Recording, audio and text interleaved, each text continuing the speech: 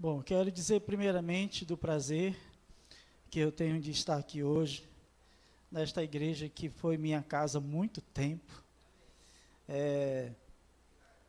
Ainda é, né? E eu me sinto assim também, tá? Eu louvo a Deus pela vida dos meus irmãos que estão aqui presentes, nossos amigos também, que eu não conheço, tá?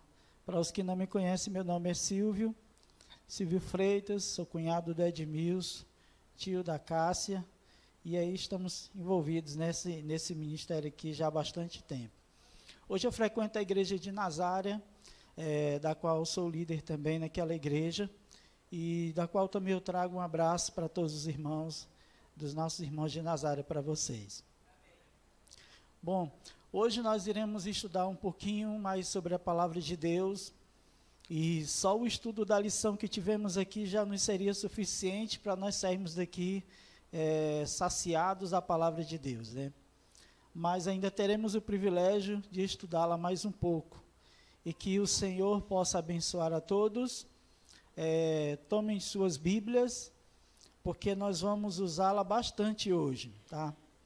Nós vamos estudar sobre o fim do ministério de Cristo no santuário celestial.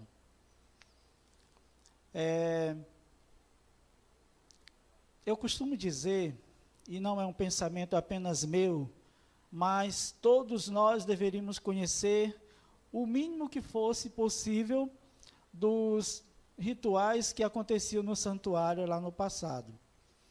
A Bíblia diz que quando Deus ordenou que Moisés construísse o santuário, ele deveria fazer de acordo com o modelo que foi mostrado a ele.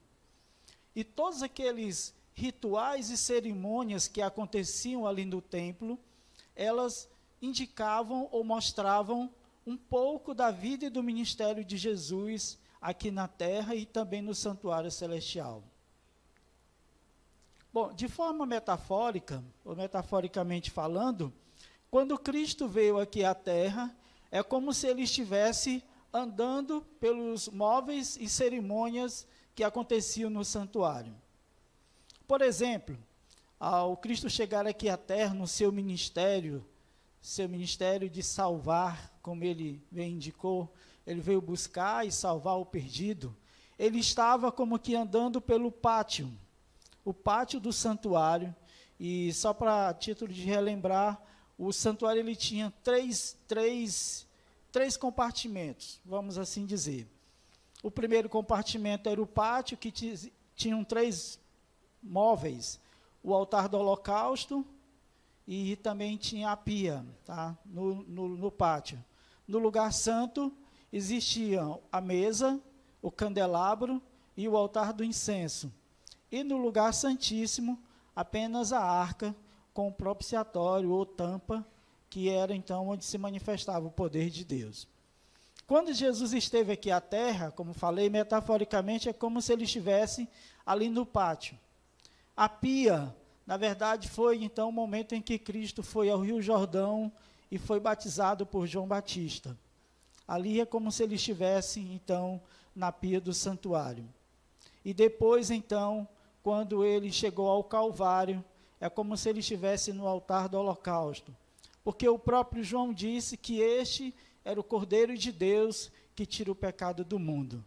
Então, quando Jesus foi levantado ali na cruz, no Monte do Calvário, ele estava como que sendo o Cordeiro que estava sendo morto para a redenção não apenas de um pecador, mas de todo mundo, tá? Todo mundo, então, pôde participar daquela bênção que é ser resgatada por Cristo Jesus. Bom, meus amados, acontece que quando Cristo morreu e ressuscitou no ano 31, logo após ele ascendeu aos céus, e no ano 31, Cristo então entrou no lugar santo, tá? Começando então o seu ministério sacerdotal, ministério esse que permaneceu até o dia 22 de outubro de 1844. Nesse dia, Jesus saiu do lugar santo, tá? E entrou no lugar santíssimo, para então dar início às fases do juízo de Deus, que são 3 fases do juízo. o juízo pré-advento ou investigativo, o juízo comprovativo, que acontecerá durante o milênio, e o juízo final, após o milênio, quando a cidade santa descer. Mas deixa eu fazer uma pergunta para você. Se alguém um dia disser assim, mas me prova na Bíblia tudo isso que você está dizendo, você teria como fazer isso? Bom, eu também, por muito tempo, não tinha como fazer isso. Então, eu fiz uma pesquisa para nos ajudar nesse sentido. Se você quiser anotar as passagens, será bom para você, no momento oportuno, poder dizer para as pessoas o que é o juízo pré-advento ou o juízo investigativo. Lá em Daniel, capítulo 7, Daniel, capítulo 7, versículos 9 e o versículo 10. Nessa ocasião, Daniel teve o privilégio, Deus lhe deu o privilégio de ele poder ver o início do juízo investigativo ou pré-advento acontecendo. Daniel capítulo 7, versículo 9 e o versículo 10. Eu queria pedir que alguém lesse bem rápido. Nós temos algumas passagens e aí a gente vai usar como nós conhecemos a Igreja Adventista, uma velocidade bíblica. Então, quando você encontrar, por favor, fique de pé e leia para facilitar, assim nós ganharmos mais tempo.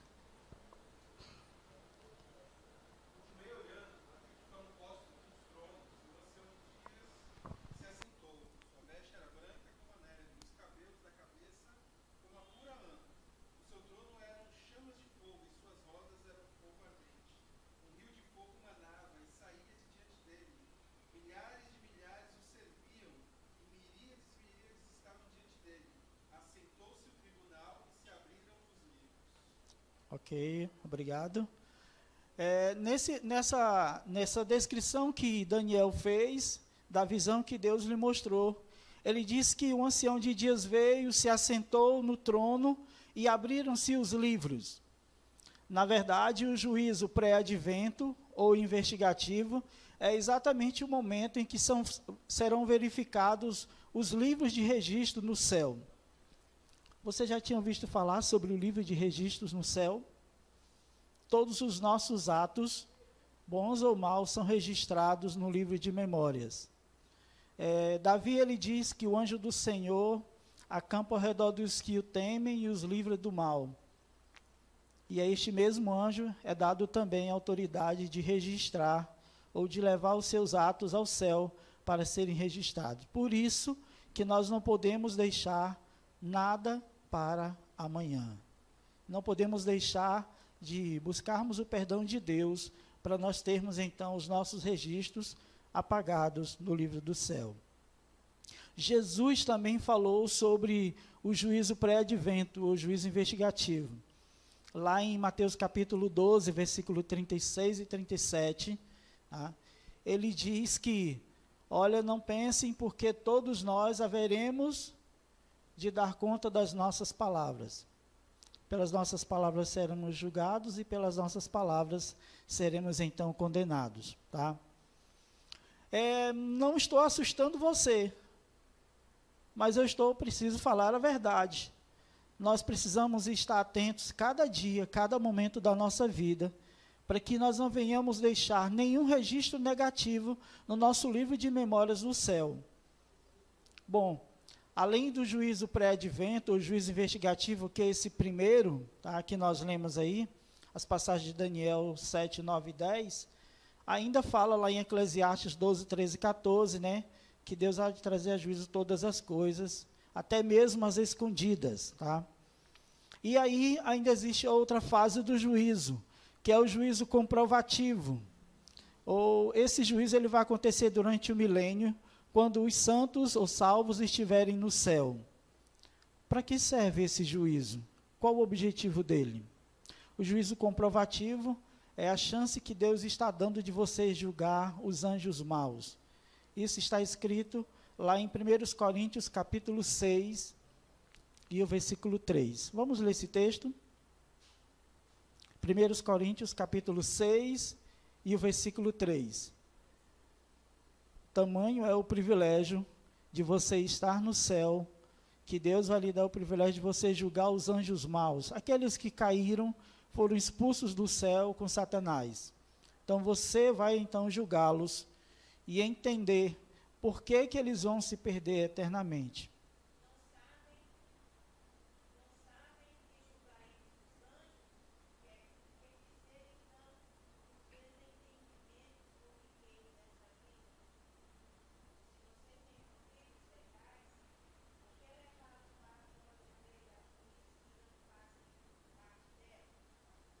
Ok, nós haveremos de julgar os anjos, está aí a confirmação da passagem bíblica.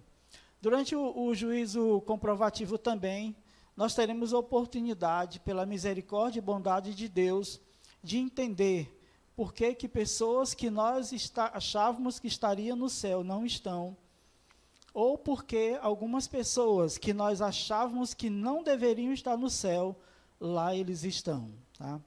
Então, durante esse período, os 1000 anos, quando aconteceu o juízo comprovativo, então, todas essas coisas, esses esclarecimentos serão dados. Tá?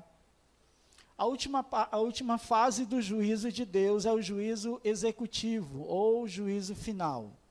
Sobre isso, nós vemos lá em Apocalipse, capítulo 21, versículo 8.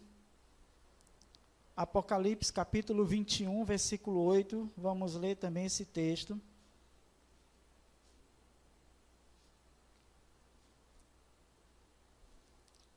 Apocalipse, capítulo 21, versículo 8. Quem encontrou, por favor?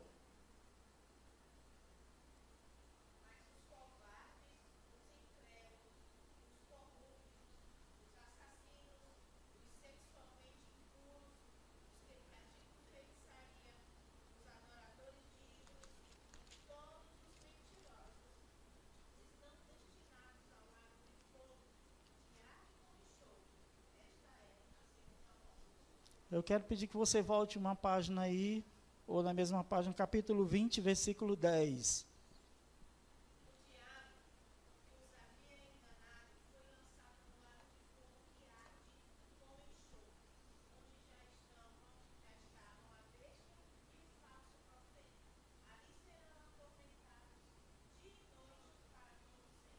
Obrigado.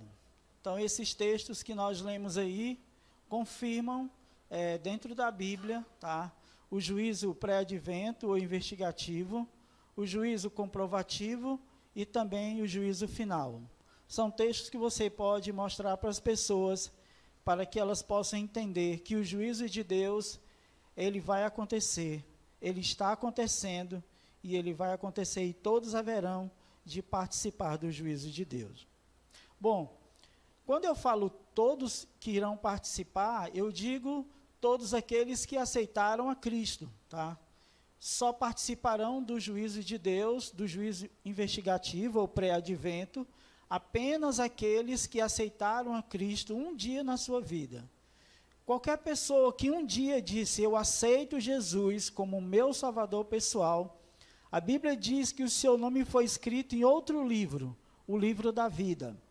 E a partir de então, a vida daquele filho de Deus, ele passa a ser feito registros diários, tá, do que ele faz ou do que ele não faz. As pessoas que nunca aceitaram a Cristo, elas naturalmente não têm o que ser julgadas. Nós vamos ver isso na Bíblia, em São João, capítulo 3, versículo 18. São João, capítulo 3, versículo 18. Mas deixe-me tentar explicar para você de forma bem clara. Nós temos aqui a Marlete, que é professora, tá? E a Marlete, na sua vida escolar, ela passa um teste para os seus alunos, tá? Faz um teste mensal com seus alunos, ou bimestral. E aí, quando ela me entrega, supondo que eu sou um desses alunos, que ela entrega o teste, eu pego o teste, dou uma olhada assim, vejo que eu não sei de nada, só pego e devolvo para ela. Nem sequer meu nome eu coloco. Eu pergunto, o que a Marlete pode corrigir nisso aí, nesse teste, nessa prova? Nada. Eu não respondi nada. Se eu tivesse pelo menos tentado responder alguma coisa, ela poderia considerar a minha tentativa de acertar. Mas se eu não fiz nenhuma tentativa para responder, então a única nota que eu vou ter é 0. Concordam comigo? Vamos à Bíblia então, São João capítulo 3, versículo 18.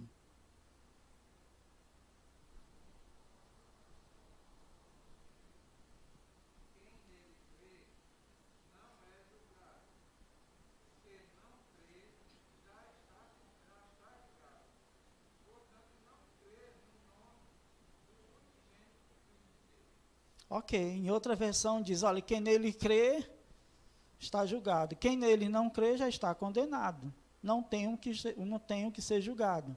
Quem nunca aceitou a Cristo, não tem o que ser julgado. Ele já está condenado. A Bíblia é muito clara quando diz isso. Então, só participarão do juízo investigativo aqueles que aceitaram a Cristo desde Adão até os nossos dias e ainda alguns dias mais à frente. Apenas os que aceitaram a Cristo, tá? Bom, quando eu estava preparando essa mensagem, esse estudo, né? Eu lembrei um pouco da Margarida. Quando o Diógenes chegou, eu até perguntei por ela, né? A Margarida gosta muito de fazer perguntas, né? E às vezes ela me faz algumas perguntas assim, que eu tenho que parar um pouco para me poder responder, né?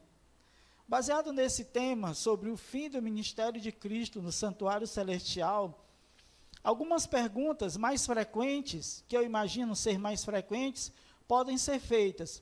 Talvez essa seja uma pergunta que você já fez algum dia. Bom, se você já fez essa pergunta algum dia, vamos esperar que a Bíblia então responda para você, tá? Essa pergunta. A primeira pergunta que pode surgir é: qual será a base do julgamento de Cristo? Ele vai julgar-nos baseado em quê? Tá? Vou pedir que você abra sua Bíblia no livro de Tiago, capítulo 2. Tiago, capítulo 2, e o versículo 12. Tiago, capítulo 2, versículo 12. Qual será a base do julgamento de Deus que ele utilizará no juízo investigativo ou pré-advento? Tiago 2, 12.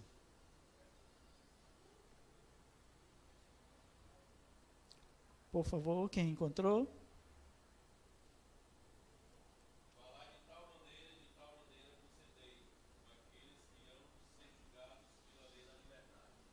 Ok, falar de tal maneira e de tal maneira procedei, como aqueles que hão de ser julgados pela lei da liberdade. Então, a base do julgamento de Deus é a sua lei. A lei de Deus é a base do seu julgamento. Aí, diante dessa afirmação, pode surgir uma outra pergunta. Mas como pode nós sermos julgados pela lei de Deus se nós somos imperfeitos? A própria Bíblia diz que a nossa justiça não passa de trapo de imundícia. Então, estou perdido? Não. Jesus disse que não. No livro de São João, capítulo 15, ele fala sobre a parábola da videira, tá? A videira verdadeira. E aquela videira, ela tem algo em particular. Muitos ramos foram enxertados nela, tá? Você é um desses ramos. Eu sou um desses ramos que foi enxertado na videira verdadeira. Se eu buscar fazer as coisas ao meu modo, com as minhas forças e com os meus méritos, guardar a lei de Deus, fatalmente eu vou falhar. Eu não vou conseguir. Para que eu possa conseguir guardar a lei de Deus e permanecer salvo, eu preciso permanecer enxertado na videira que é Cristo. Então, o segredo da vitória não está em minhas próprias forças, mas está em estar ligado a Cristo. E como eu faço isso? Eu preciso estar em comunhão com meu Deus todos os dias, desde os primeiros raios do sol até ele se pôr e à noite também. Eu preciso caminhar com Jesus, eu preciso comer com Jesus, eu preciso trabalhar com Jesus, estudar com Jesus, estar com Ele a todo momento. Sabe qual a grande dificuldade que muitas vezes nós temos? É porque a gente solta a mão de Jesus como Pedro por algum momento, E quando a gente solta a mão de Jesus, como Pedro, a gente afunda. O segredo é estar ligado em Cristo.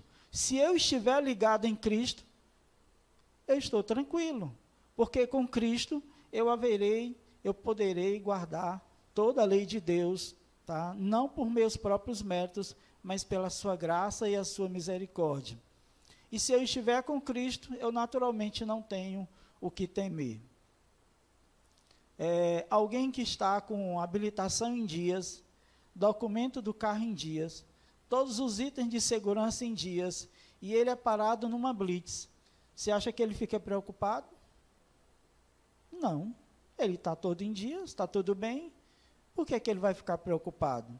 Preocupado fica quem está com documentação atrasada, documento do carro atrasado ou algum item de segurança faltando. Então, aí sim, requer cuidados, né? E até medo. Então, respondendo às perguntas, tá?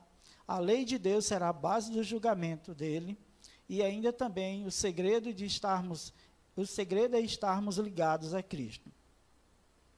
Bom, mas muitas coisas vão acontecer nesse período em que Cristo está no santuário celestial. Hoje, Cristo ele intercede por nós, porque o maior desejo de Cristo é salvar você. Ele deseja tanto salvar você, ele deseja tanto levar você para morar com ele eternamente no céu, que ele deu a sua vida para poder conseguir, para que você possa conseguir chegar ao céu. O maior desejo de Cristo é esse.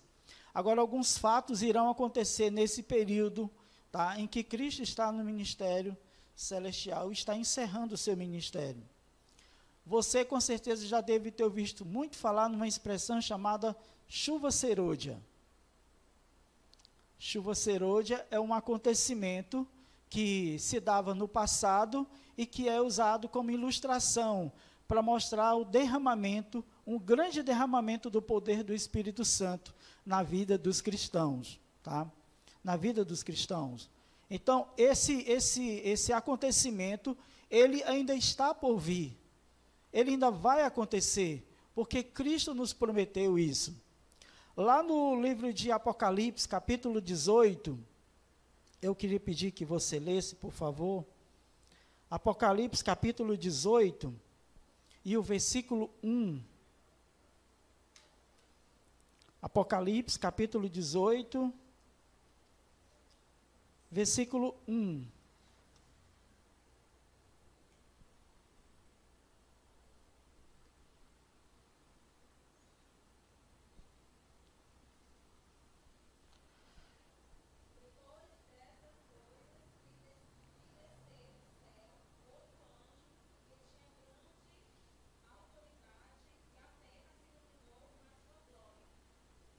Obrigado.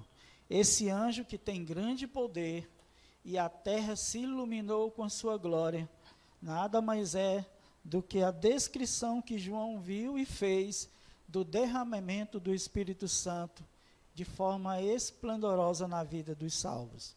Ele disse que a terra se encheu da sua glória, tá? A terra se encheu de poder. E aí o que está escrito lá em Joel, capítulo 2, tá? Versículos 28 e 29, quando diz que Deus ia derramar do seu Espírito sobre toda a carne, vossos filhos e vossas filhas profetizarão, vossos velhos terão sonhos, visões, é o derramamento do Espírito Santo, que Deus há de dar sobre os seus filhos, para que o último ponto que precisa acontecer, que é a pregação do Evangelho, ela aconteça. Lá em Mateus capítulo 24, 14, Jesus disse que este Evangelho do Reino será pregado em todo o mundo, em testemunho em todas as gentes, e então virá o fim. E eu sei que você conhece alguém da tua família, teu vizinho, um amigo especial, que você gostaria muito que ele estivesse no céu, que ele estivesse aqui na igreja, se preparando para ir para o céu, mas ele não está. E você por muitas vezes tem orado, tem chorado, tem jejuado, para que Deus lhe dê essa graça de ver teu amigo, teu parente aqui na igreja. Não perca a fé. continue orando, seja fiel, perseverante, porque no derramamento do Espírito Santo, coisas maravilhosas irão acontecer. Quando a chuva serôdia for derramada em poder sobre os seus filhos, vamos ver crianças pequenas falando de tal forma que chama a atenção de muitas dezenas de pessoas que vão parar para ouvir do amor de Jesus. Muitas vezes, Deus pode estar guardando para esse momento a oportunidade de pegar esse teu amigo, teu parente, teu filho, teu esposo e trazer para os seus braços de amor. Continue perseverante e orando para que Deus possa realizar esse milagre na tua vida, quando acontecerá a chuva serôdia. E quando isso vai se dar? Um pouquinho antes da porta da graça se fechar, vai acontecer a chuva serôdia. Um pouquinho antes da porta da graça se fechar. Vai ser a grande mensagem que será levada ao mundo para que todas as pessoas tenham oportunidade de conhecer a Jesus, aceitá-lo ou não aceitá-lo. Porque o próximo passo que se dará será então o fechamento da porta da graça. Não sei se você já ouviu falar essa expressão, fechar a porta da graça. Mas fechar a porta da graça nada mais é do que Jesus dizer: pronto, encerrei meu ministério de intercessão no santuário celestial. É o fim do ministério sacerdotal de Cristo. A partir de então, todos os que estão salvos permaneçam salvos. Vamos à Bíblia. Apocalipse capítulo 15, versículo 8. E eu queria pedir que outra pessoa ficasse com Apocalipse 22, versículo 11. São duas passagens. Apocalipse capítulo 15, versículo 8. E depois Apocalipse capítulo 22, versículo 11.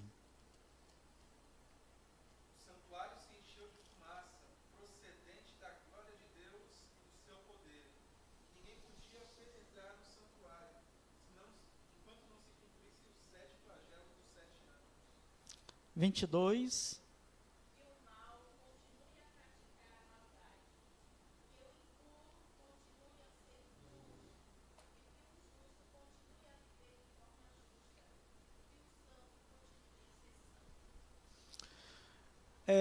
João, ele conseguiu, em visão, ver, quando Cristo, então, encerrar o seu ministério no santuário celestial. O trabalho que Cristo faz hoje, de interceder por você, e cada vez que nós cometemos um pecado, que nós nos achegamos a Ele com sinceridade, confessamos os nossos pecados, é como se Ele estivesse dizendo ao Pai: olha, Pai, por Ele eu também derramei o meu sangue, perdoa Ele. E então você é perdoado. Você é então perdoado. Só que esse ministério de Cristo, ele vai se encerrar em algum momento da história. O que a Bíblia chama, o que nós chamamos de o fechamento da porta da graça. E quando Cristo disser, encerrado está, a expressão que João usa é que o lugar se encheu de fumaça e ninguém mais podia entrar lá. Nem o próprio Cristo ficou lá. Encerrou a intercessão para o ser humano. Ali encerrou a intercessão. E o texto que a Ludemília leu disse, olha, que o ímpio continue sendo ímpio e o justo continue na prática da justiça. Não há mais oportunidade a partir desse ponto para arrependimento. Não há mais oportunidade para voltar atrás. A partir dali, todos os que estão a caminho continuam caminhando, e os que não estão, retrocedem também. Não há mais oportunidade a partir desse momento. Mas só nesse momento, Silvia, é que a porta da graça vai se fechar? Não. Existem outros 2 momentos em que a porta da graça pode se fechar para alguém. De acordo com Eclesiastes 9:5, quando a pessoa morre, fechou-se a porta da graça para ele. Por quê? Porque ele não pode mais pedir perdão. Não adianta acender vela, não adianta fazer preces, não. Tudo que nós podemos fazer tem que ser em vida, quando a pessoa morre, fechou a porta da graça para ele. Tudo que ele tiver feito, de bom ou de mal, está registrado e ele vai apenas passar pelo julgamento de Deus, mas sem chance mais de arrependimento. Outro momento também que a porta da graça pode se fechar para nós está em Marcos capítulo 3. Eu queria pedir que nós lêssemos essa passagem, por favor. Marcos capítulo 3, versículo 28 e 29. Marcos capítulo 3, versículo 28 e 29.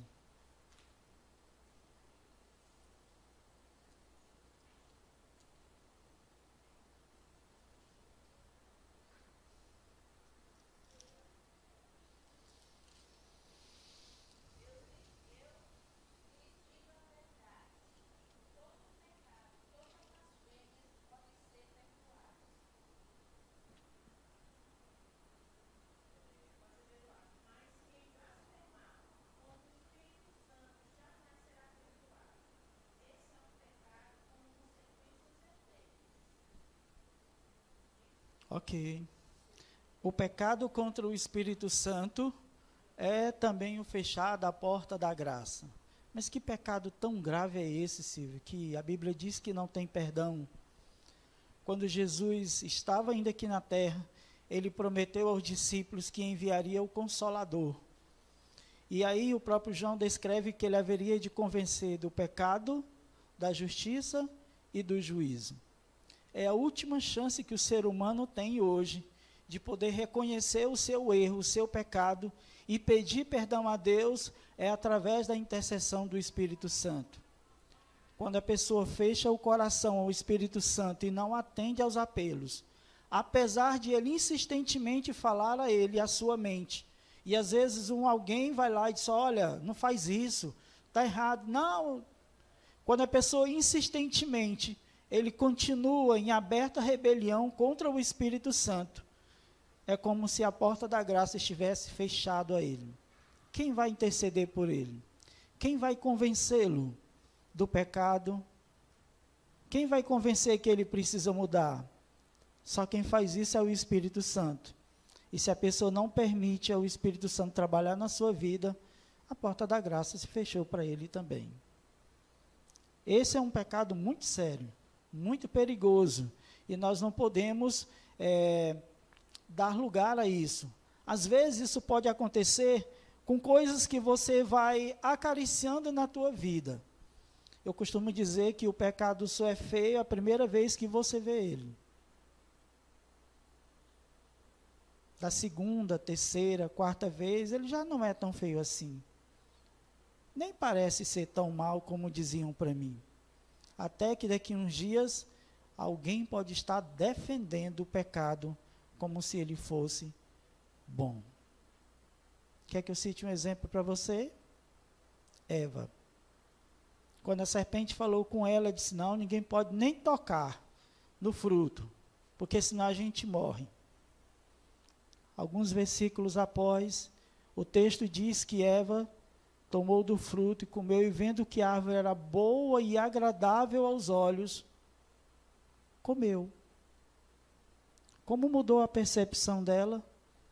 O primeiro plano, ela não queria nem tocar no fruto. Agora ela não apenas tocou, como comeu e deu também para o seu esposo. Esse é o perigo dos pecados acariciados. Muito perigoso. Se afaste disso, para que a voz do Espírito Santo não silencie na tua vida. Tá? Bom, fechou a porta da graça. O que acontece em seguida? No livro de Apocalipse, capítulo 16, Apocalipse, capítulo 16, fala qual é o passo seguinte, depois que a porta da graça é fechada. Cristo encerrou o seu ministério sacerdotal. Ou seja, a porta da graça foi fechada. Acabou a oportunidade de perdão e também de intercessão de Cristo. Não existe mais isso. O que acontece em seguida? Apocalipse, capítulo 16, versículo 1 e o versículo 2. diz assim na minha Bíblia: ouvi, vinda do santuário, uma grande voz dizendo aos 7 anjos: ide e derramai pela terra as 7 taças da cólera de Deus. Saiu, pois, o primeiro anjo e derramou a sua taça pela terra, e aos homens, portadores da marca da besta e adoradores da sua imagem, sobrevieram úlceras malignas e perniciosas. Aí começam então as 7 pragas que serão lançadas sobre a terra como fruto da cólera de Deus. Deus, por toda a existência humana, ele procurou de todas as formas salvar. Ele veio buscar e salvar o perdido. Realizou tudo o que era possível, até o seu próprio filho veio e morreu em nosso lugar. E o texto de São João 3,16 diz que Deus amou o mundo de tal maneira que deu o seu Filho unigênito para que todo aquele que nele crê não pereça. O sacrifício de Jesus, ele é capaz e suficiente de salvar a todos. Mas se a pessoa insistentemente rejeitar o convite de Cristo, o santuário será fechado. Cristo vai encerrar seu trabalho de intercessão. A porta da graça se fecha e logo em seguida caem então as pragas, uma após outra, com um detalhe que o versículo 2 declara para nós.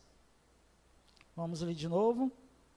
Saiu o primeiro anjo e derramou a sua taça pela terra, e aos homens portadores da marca da besta e adoradores da imagem sobrevieram úlceras malignas.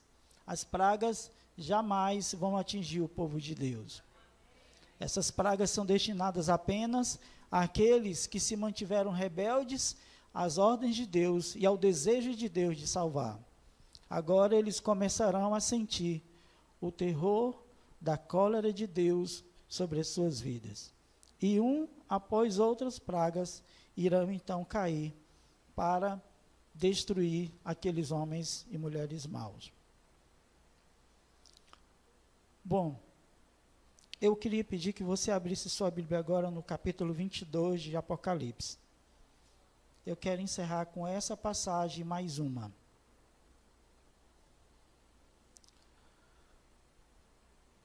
Deixe-me chamar a sua atenção para uma coisa muito importante. Satanás, ele está ativamente trabalhando contra Deus e contra os filhos de Deus. Faz parte do grande conflito. Deus quer salvar, Satanás tem interesse em matar, roubar e destruir. E sabe, meus amados, tem uma coisa que Satanás tem usado com muita ênfase e até com alguma vitória. Ele tem colocado na mente das pessoas, e ele tem usado vários meios, de que tudo isso é verdade, o juízo investigativo, que Jesus vai voltar, mas que quando Cristo voltar, você vai ter oportunidade de se arrepender novamente. Na verdade, Satanás diz, que Cristo vai voltar apenas para dar uma segunda chance para aquelas pessoas que ainda não se arrependeram. Isso é mentira. E sabe por que ele faz isso? Porque ele faz com que as pessoas percam o compromisso hoje de fazer as suas escolhas. E ele faz com que as pessoas, perdendo o compromisso hoje, de fazerem escolhas acertadas hoje, elas terão como consequência a destruição eterna que foi destinada para ele. Quando Cristo voltar, o texto de que nós vamos ler agora, de Apocalipse capítulo 22, versículo 12. Apocalipse capítulo 22, versículo 12. Diz de forma bem clara, não poderia ser mais claro o que João fala aqui. Pode ler. E eis que venho sem demora, e comigo está o galardão, que tenho para retribuir a cada um segundo as suas obras. Ok. Eis que venho sem demora, e comigo está o galardão. Amigos, quando Jesus vier nas nuvens do céu, ele não vai mais fazer nenhum julgamento ali. Quando Cristo vier, ele vai trazer apenas o veredito, culpado ou inocente. O julgamento está sendo feito agora. E eu disse que desde o dia 22 de outubro de 1844, começou o juízo pré-advento. Ele é pré-advento porque ele acontece antes da vinda de Jesus. Esse juízo investigativo, que começou em 22 de outubro, ele vai se encerrar exatamente quando Cristo sair do ministério do sacerdócio, do santuário celestial, quando ele encerrar o seu ministério, quando a porta da graça se fechar. Então, o momento de oportunidade é hoje. Mas veja que o inimigo tem trabalhado através das mídias e de muitas pessoas, fazendo elas crerem que não, que quando Cristo voltar, ele vai dar um jeitinho brasileiro, e aí vai poder perdoar um ou outro pecado, e aí as pessoas, todo mundo vão para o céu. Isso é mentira. Não é assim que acontece. A Bíblia diz claramente que não é dessa forma. A Bíblia diz que eu tenho o dever de escolher hoje, fazer o que é certo, obedecer a Deus, guardar os seus mandamentos. E que se eu não fizer isso hoje, maus ações minhas vão estar sendo registradas no céu. Eu preciso escolher hoje a vida ou a morte, a bênção ou a maldição. Não tem outro tempo. O dia é hoje. Até mesmo porque, que sei eu do futuro, do dia de amanhã? E eu vou usar um exemplo meu mesmo para você entender que nós não temos controle nenhum sobre o tempo. No dia 16 de junho eu estava em casa, e aí eu saí com a minha esposa para a gente comprar um botijão de gás. Nós tínhamos um Siena, botamos o botijão dentro, fomos comprar, passamos de volta na casa de uma irmã, deixamos um pilão que ela tinha nos emprestado, e aí fomos para casa. Dia 16, 5 horas da tarde, estava tudo bem. Aliás, 4h30. Quando chegou na frente de casa, aconteceu um problema lá, um acidente, e aí eu vi assim minha vida caindo como que entre os dedos, tá? O carro se desgovernou, passou por cima de mim, da minha perna, derrubou uma cerca e quebrou a coluna da casa, acabou com o carro. E a minha esposa que estava dentro se machucou, ainda até hoje ela tem sequelas disso e eu também, tá? 16 de junho, 4h30 da tarde. Eu achei que aquele era um dia comum. Mas 4h35 da tarde já tinha acontecido tudo isso. Menos de 5 minutos. E se eu tivesse morrido naquele dia? Naquele momento? Você percebeu como a gente não tem controle nenhum sobre o tempo? E que eu tenho que estar em dias com a minha vida, é agora, não é daqui a pouco. É agora que eu tenho que estar em dias com a minha vida. Por isso é que o conselho de Cristo aqui olha, eu já vou vir trazendo o galardão. Então, hoje é o momento oportuno.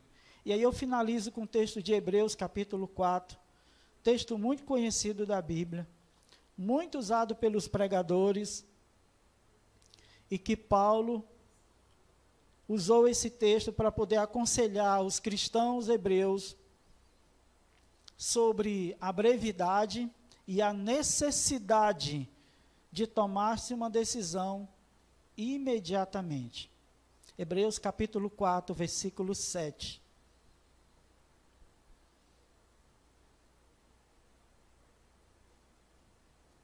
Hebreus capítulo 4, versículo 7.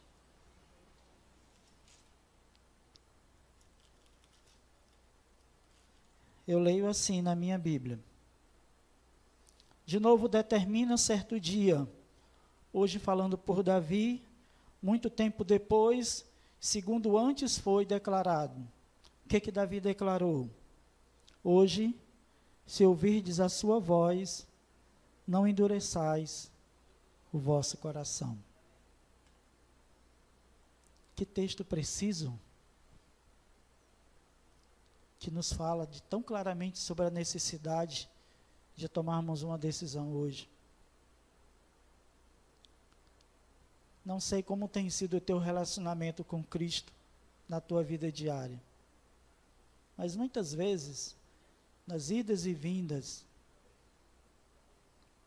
do nosso relacionamento com Ele, nós o temos tratado como estranho, às vezes amigo, e às vezes total desconhecido. Não sei como você tem se relacionado com Cristo, mas eu gostaria que o teu relacionamento com Cristo fosse autêntico e verdadeiro 24 horas do dia. Você já ouviu aquela frase que diz que não é tempo de nós brincarmos de ser cristão? Porque Satanás não brinca de ser Satanás. Ele é Satanás 24 horas. E a Bíblia ainda diz que ele vive de rodear a terra e passear por ela. Ele não precisa comer, ele não precisa dormir, ele não tem que trabalhar. Ele passa 24 horas observando tua vida para descobrir como te destruir. Você percebe através dessa ilustração a necessidade que nós temos de estar ligados à videira que é Cristo, 24 horas também, porque quem somos nós se Satanás nos encontrar sozinhos e desprotegidos? Meu amado, não deixe para depois.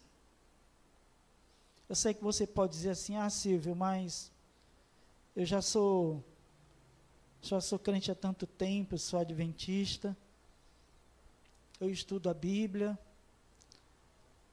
mas sempre existe algo mais a fazer. Às vezes a gente se acomoda com isso, tá? Eu vou à igreja, eu sou de uma família, faz tanto tempo. Não se acomode com isso. Cristo pede muito mais de você. Por favor, entrega a tua vida a Ele. Deixe que Ele tome de conta.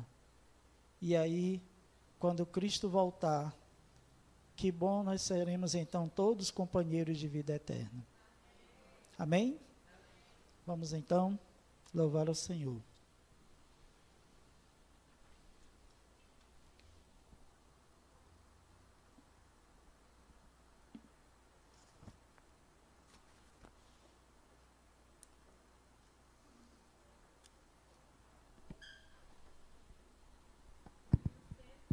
E 68, não é isso, irmão? Para a honra e glória do nosso Deus. Vamos cantar o hino. Todos de pé?